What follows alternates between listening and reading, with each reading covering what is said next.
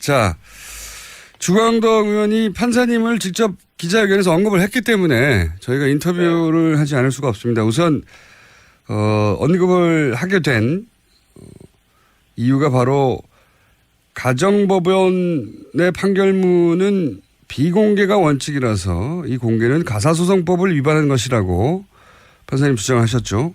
이걸 좀 더 설명해 주십시오. 어떤 위반인지. 가사소송법 10조에 보면 이렇게 되어 있습니다. 가정법원에서 처리 중이거나 처리한 사건에 관해서는 성명, 연령, 직업 및 용모 등을 볼 때 본인이 누구인지 미루어 짐작할 수 있는 정도의 사실이나 사진을 신문, 잡지 그 밖의 출판물에 게재하거나 방송할 수 없다. 이렇게 되어 있고요. 그러니까 이제 뭐 미루어 짐작할 수 있을 정도로도 안 된다는 거니까 대놓고 하는 건 더 안 되는 거죠. 예. 기본적으로. 예. 그다음에 그 다음 조항이 10조의 2에 보면 이 판결문과 같은 재판서를 발급을 받으려면 재판 당사자이거나 또는 이해관계가 있는 제3자가 그 이해관계를 소명한 때 그때 법원 서기관이나 뭐 이런 법원 직원에게 신청할 수 있다 이렇게 돼 있습니다. 그렇군요. 그러니까 예, 두 가지 점인데 하나는 이런 신청 절차를 거쳤느냐. 그러니까 신청 절차를 거치지 않으면 이 재판서를 발급을 받을 수가 없어요. 그다음에 또 하나는 이 아까 좀 전에 말씀드린 대로 뭐 용모나 뭐 이런 거를 미루어 짐작할 수 있을 정도로도 보도하면 안 되는데 아예 판결문 전면에 뭐 인적 사항이 다 나왔죠. 생년월일, 그렇죠. 본적, 네. 주소 이게 다 나와 버렸어요. 네. 그러니까 이런 보도를 한 데도 책임이 있다는 거죠. 근데 주 의원이 얘기를 한 부분은 이 지금 10조의 2, 그러니까 본인은 이제 판결문 입수했다는 거잖아요. 네. 그러면 이 절차를 거쳤느냐가 문제가 되는 건데. 이해관계가 있는 제3자라는 거는 정치인은 해당이 안 되는 겁니까? 그렇죠. 보통 이런 경우죠. 예를 들어서 어떤 사람이 재판을 거쳐서 이혼을 했어요. 네. 그런데 이제 새로 결혼하려고 하는데 그 결혼 상대방이 보니까 왜 이혼을 했느냐 하니까 그때 뭐 상대방한테서 뭐 얻어맞았다, 폭행을 당했다 이렇게 주장을 했단 말이에요. 근데 좀 미심쩍다. 그래서 가정법원에 가서 내가 결혼할 사람인데 이 재판서를 좀 보고 싶다 하면은 떼볼 수 있는데 거기에 보니까 뭐 이런 바람 폈다 이렇게 이렇게 나올 수 있으니까 그런 경우에 이해관계가 있는 거죠. 제3자는 보통 이해관계가 없는 사람을 지칭하는 게 제3자인데 이해관계가 있는 제3자가 뭔가 했더니 그렇게 예를 드시니까 정확하게 이해가 되네요. 예. 네, 그러니까 지금 정치인이나 뭐 이런 경우에는 이해관계가 없는 거죠. 아무 이해관계가 없죠, 사적으로. 예. 네, 그렇죠. 그래서 이제 문제는 지금 주 의원 쪽에서 얘기하고 있는 건 그거예요. 인사청문회법을 드는 것 같아요. 뭐 적법한 절차를 따라서 이제 받았다. 이렇게 얘기하는 것 같은데 적법할 때 이 적법이 어떤 법인지를 명시적으로 얘기를 안 하셔가지고 뭐 이건 추측인데 아마 인사청문회법이 아닌가 싶은데 인사청문회법엔 이렇게 돼 있어요. 12조를 보면 1항에 위원회, 이제 인사청문특별위원회를 얘기하죠. 이 위원회는 그 의결, 그러니까 위원회에서 의결을 하는 경우 내지는 제적의원 3분의 1 이상의 요구, 그러니까 위원회는 아니더라도 국회 제적의원 3분의 1 이상이 요구하는 경우에는 이 인사청문과 직접 관련된 자료의 제출을 국가기관이나 뭐 지방자치단체 기타 기관에 대해서 요구할 수 있다 이렇게 돼 있어요. 그러니까 그럼 이 절차는 거쳤어야죠. 위원회에서 의결을 했느냐. 그다음에 내지는 국회 제적의원 3분의 1이 요구를 했느냐.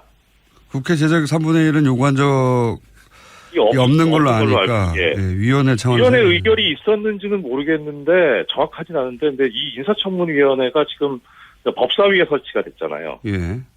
거기서 활동을 했는지는 뭐 보도가 나온 게 없어요. 그런데 이제 미루어 짐작할 수 있는 건 뭐냐면 만약에 위원회에서 의결을 했다. 그렇게 해서 판결문을 받았다 치면요. 예.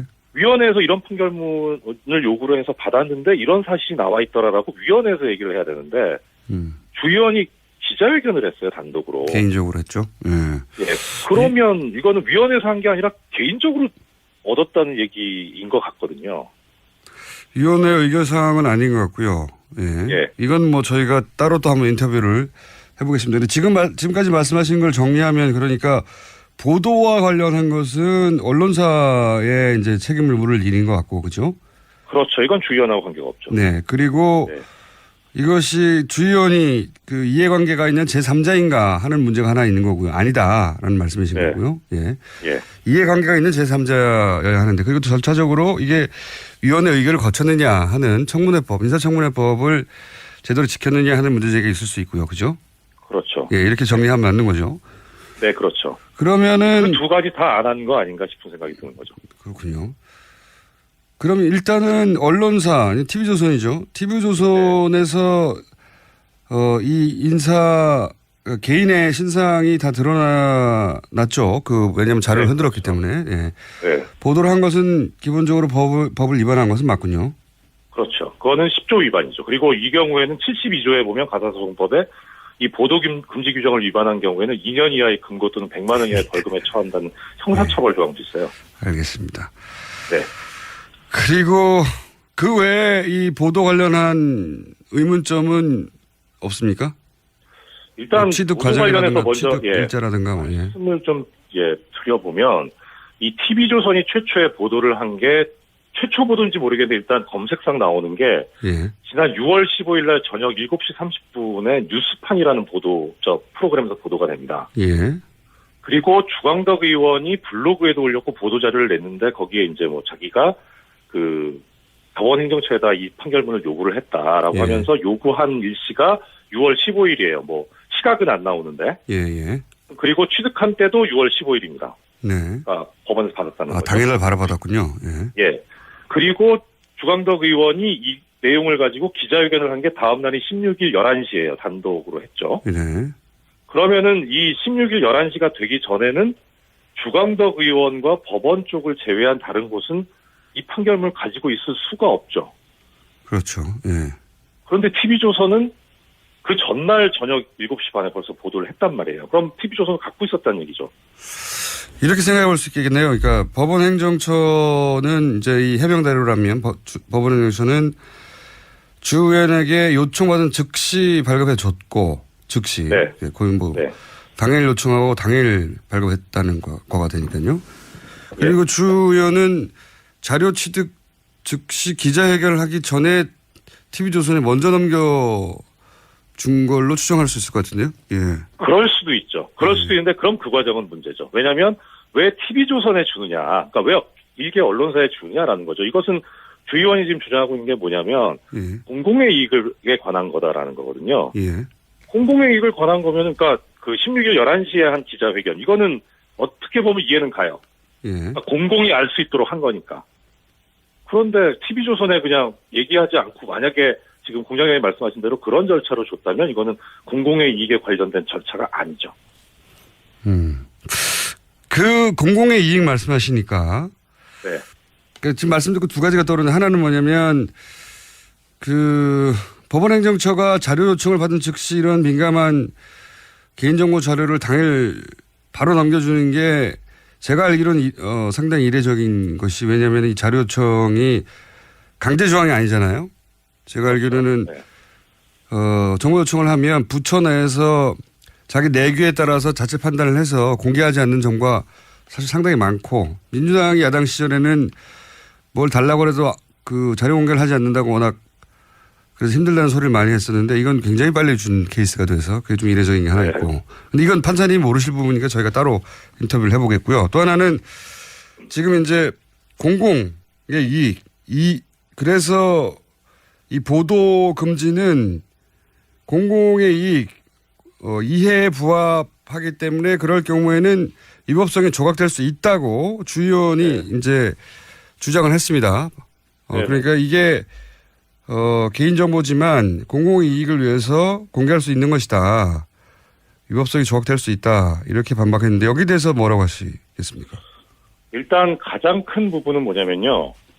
첫째는 공공의 이익 부분 관련해서 지금 주 의원이 얘기하고 있는 거는 판결문 공개라든가 보도 금지 뭐 이 부분이에요. 근데 지금 제가 주 의원 쪽에 대해서 문제를 삼는 거는 판결문 공개나 보도 금지 부분이 아니고요. 그건 언론사에 따질 일이고.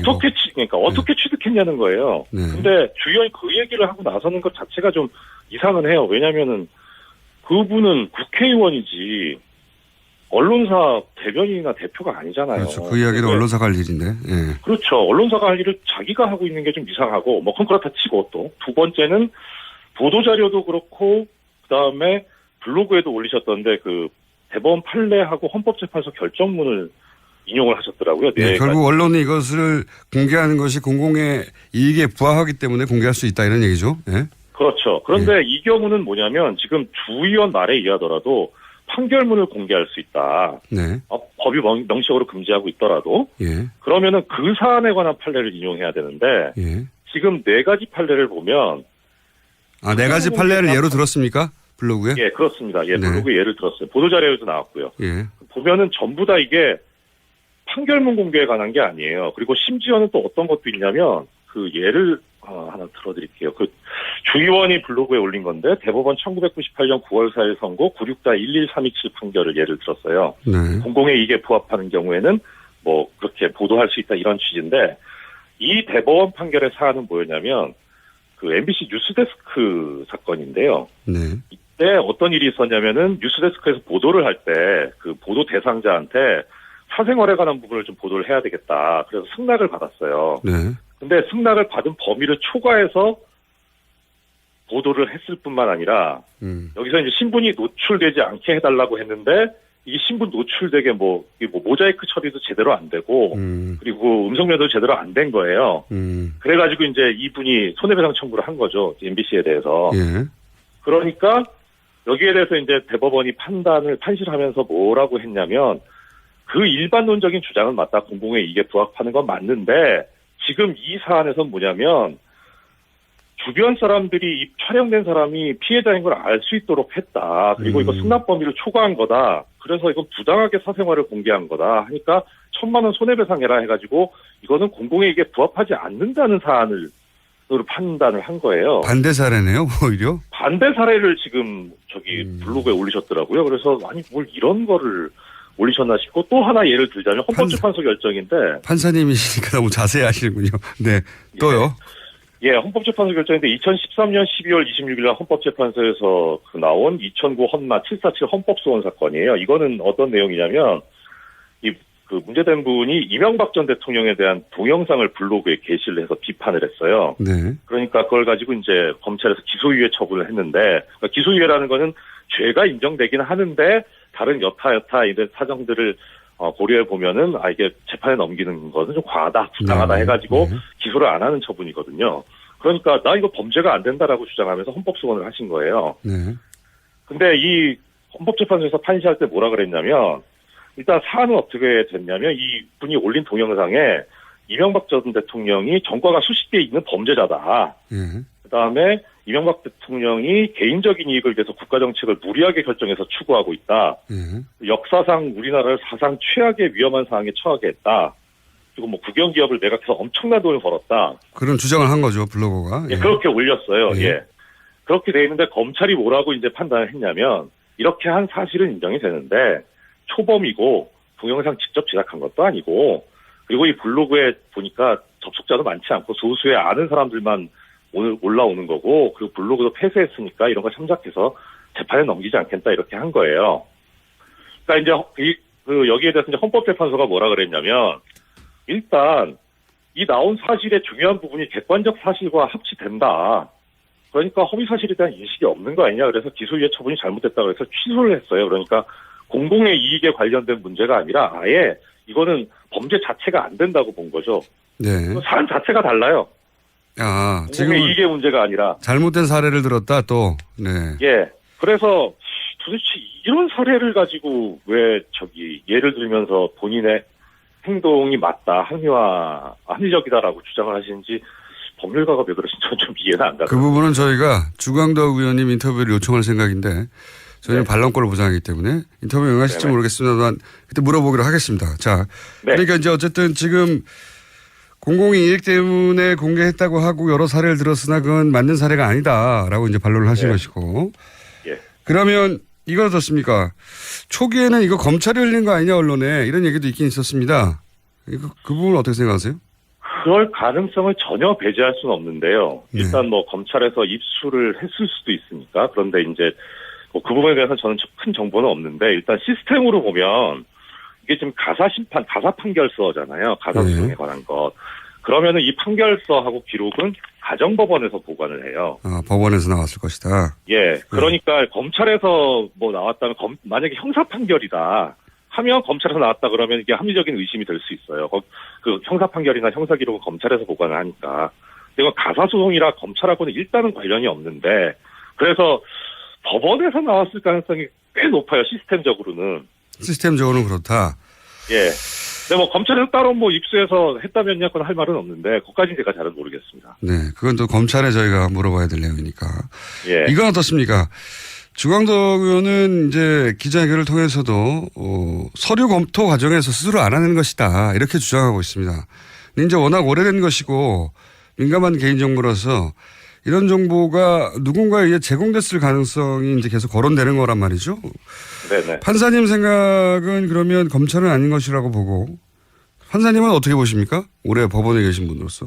일단 두 가지 가능성이 있어요. 그러니까 이제 뭐 심지어 뭐 피해자 그 상대 여성분이 제공한 건 아니냐 이런 얘기가 뭐 있다고 하더라고요. 예. 근데 이제 그러면 이제 두 가지 가능성이 있죠. 하나는 그분이 75년도인가 그때 판결을 받았을 때 그때 받은 판결문을 지금까지 가지고 있는 경우. 예. 생각하기 쉽지는 않지만 뭐 그럴 수도 있긴 하는 거죠. 예, 그럴 수도 있죠. 예, 그건 예. 그다음 또 하나는 최근에 안경환 후보자가 이제 법무부 장관 후보자로 지명이 되니까 이 사람은 안 된다 생각해서 이번에 비로소 판결문을 새로 발급받은 경우 이 두 가지가 있을 수 있어요. 그렇군. 당사자라고 한다면. 네. 예, 당사자면 이건 가소송법 위반이 아니죠. 기본적으로 네. 당사자이기 때문에. 그러면은 첫 번째 경우는 근데 보니까 이 지금 보도된 판결문 형태를 보니까 판결이 언제 확정됐다라고 하는 그 고무인으로 찍혀서 기재가 있더라고요. 판결문 네. 첫 페이지에. 과거 판결물이 아니란 말씀이시고. 예. 그렇죠. 예. 새로 만약에 발급받은 이제 거다. 새로 받을 그러니까 과거는 절대로 아니다라는 거죠. 이거 확정된 얘기가 나오니까. 예. 그다음에 두 번째 가능성은 주광덕 의원이 그 가능성을 배제시켜줬어요. 본인이 그거는 취득했다는 거잖아요. 네, 당사자는 아닌 것 같고. 예. 예. 그래서 당사자는 아닐 가능성이 거의 높지 않을까. 그러니까 그거는 주광덕 의원 말을 믿어야 될 거죠. 예. 만약에 그 부분을 거짓말했다면 이거는 그야말로 정말 심각한 문제니까. 그래서 일단 제3자가 제공했을 가능성은 그렇게 좀 가능성이 낮지 않나 싶은데 문제는 이제 그래서 이건 좀 이제 그야말로 여러 가지 짜깁기한 추측인데 일단 TV조선 보도 있었던 아까 말씀드렸던 6월 15일 요때로 한번 돌아가 보면은 이 당시에 어떤 일이 있었냐면요. 법원행정처에서 이 피의자와 유흥업소 간의 유착관계에 있는 부장판사가 있다는 사실을 알고도 징계를 안 했다라는 기사가 6월 15일 날 오전, 그 전날부터 나옵니다. 네.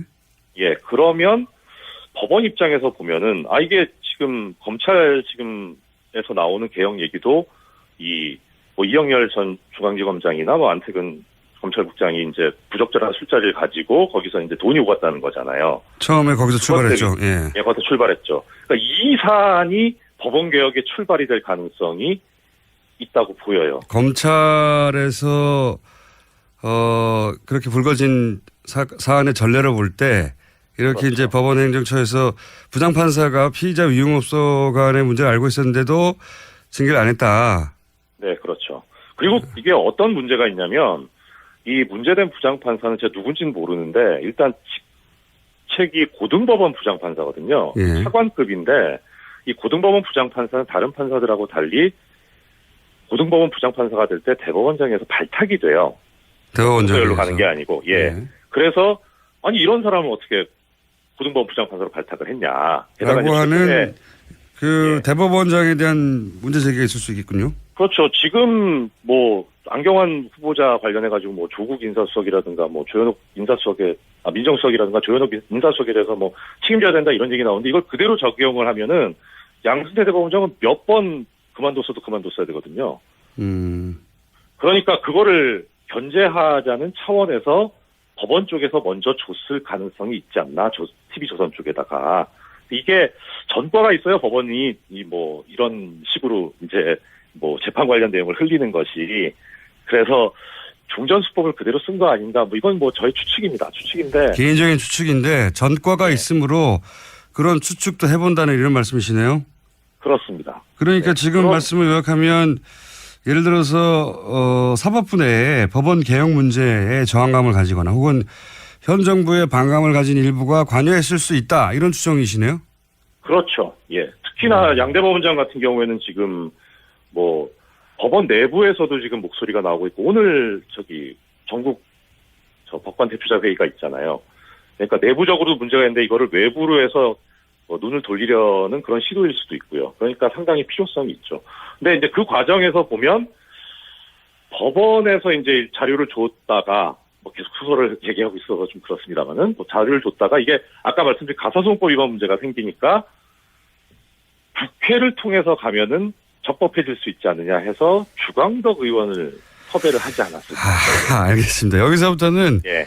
개인적인 추정이시고 제가 이제 어떻게 됐을 거냐 한번 추정해 달라고 하니까 하신 건데 여기서 요지는 그러네요. 그러니까 지금 청와대에서도 이제 검찰 개혁에 관한 조직적 반대 움직임이 있다 이런 이야기가 흘러나왔는데 청와대는 이제 각종 촉보가 모이니까 뭐 근거를 가지고 얘기했겠죠. 이제 지금 판사님 이야기로는 법원에서도 법원 개혁 문제에 대해서 저항감 혹은 뭐 현 정부에 대한 반감 가진 사법부의 일부가 이 사안에 관여했을 수도 있다.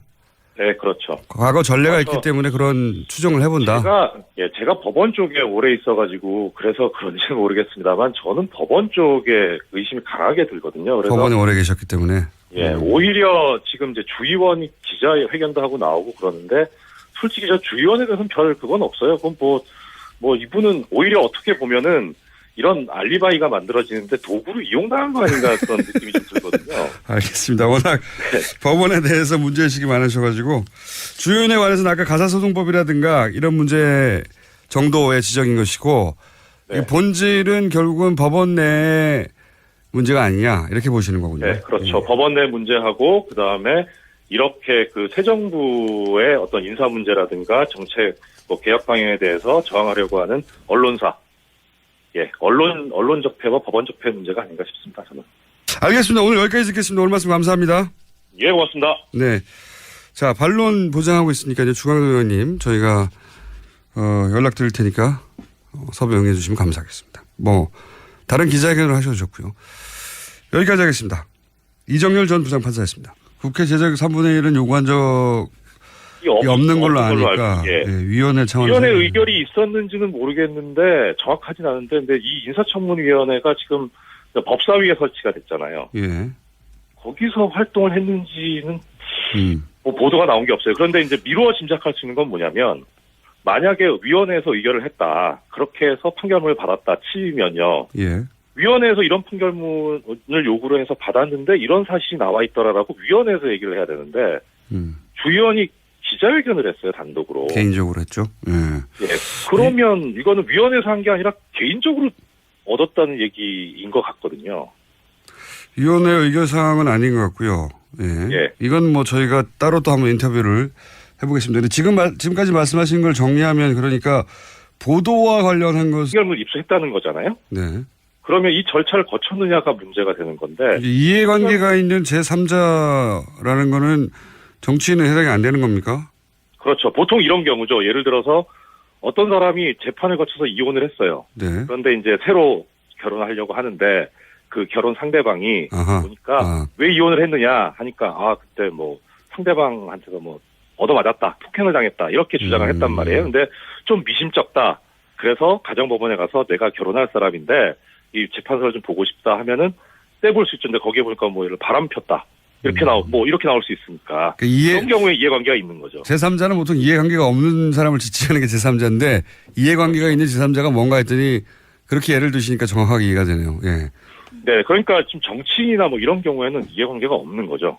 아무 이해관계가 없죠. 이해보면 이 판결문과 같은 재판서를 발급을 받으려면 재판 당사자이거나 또는 이해관계가 있는 제3자가 그 이해관계를 소명한 때 그때 법원 서기관이나 이런 법원 직원에게 신청할 수 있다 이렇게 돼 있습니다. 그렇군요. 그러니까 두 가지 점인데 하나는 이런 신청 절차를 거쳤느냐.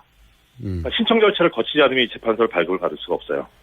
그다음에 또 하나는 아까 좀 전에 말씀드린 대로 용모나 이런 거를 미루어 짐작할 수 있을 정도로도 보도하면 안 되는데 아예 판결문 전면에 인적 사항이 다 나왔죠. 생년월일, 그렇죠. 본적, 주소 이게 다 나와 버렸어요. 네. 그러니까 이런 보도를 한 데도 책임이 있다는 거죠. 근데 주 의원이 얘기를 한 부분은 이 지금 10조의 2, 그러니까 본인은 이제 자, 주광덕 의원이 판사님을 직접 기자회견에서 언급을 했기 때문에 저희가 인터뷰를 하지 않을 수가 없습니다. 우선 언급을 하게 된 이유가 바로 가정법원의 판결문은 비공개가 원칙이라서 이 공개는 가사소송법을 위반한 것이라고 판사님 주장하셨죠.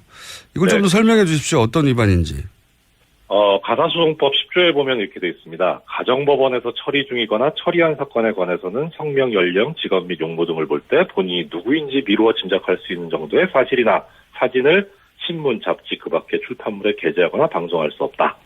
이렇게 돼 있고요. 그러니까 이제 뭐 미루어 짐작할 수 있을 정도로도 안 된다는 거니까 대놓고 하는 건 더 안 되는 거죠. 예. 기본적으로. 예. 그다음에 그 다음 조항이 10조에 사적으로. 예. 네, 그렇죠. 그래서 이제 문제는 지금 주의원 쪽에서 얘기하고 있는 건 그거예요. 인사청문회법을 드는 것 같아요. 뭐 적법한 절차를 따라서 이제 받았다. 이렇게 얘기하는 것 같은데 적법할 때 이 적법이 어떤 법인지를 명시적으로 얘기를 안 하셔가지고 뭐 이건 추측인데 아마 인사청문회법이 아닌가 싶은데 인사청문회법에 이렇게 돼 있어요. 12조를 보면 1항에 위원회, 이제 인사청문특별위원회를 얘기하죠. 이 위원회는 그 의결, 그러니까 위원회에서 의결을 하는 경우 내지는 제적의원 3분의 1 이상의 요구, 그러니까 위원회는 아니더라도 국회 제적의원 3분의 1 이상이 요구하는 경우에는 이 인사청문과 직접 관련된 자료의 제출을 국가기관이나 뭐 지방자치단체, 기타 기관에 대해서 요구할 수 있다. 이렇게 돼 있어요. 그러니까 그럼 이 절차는 거쳤어야죠. 위원회에서 의결을 했느냐. 그다음에 내지는 국회 제적의원 3분의 1이 요구를 했느냐.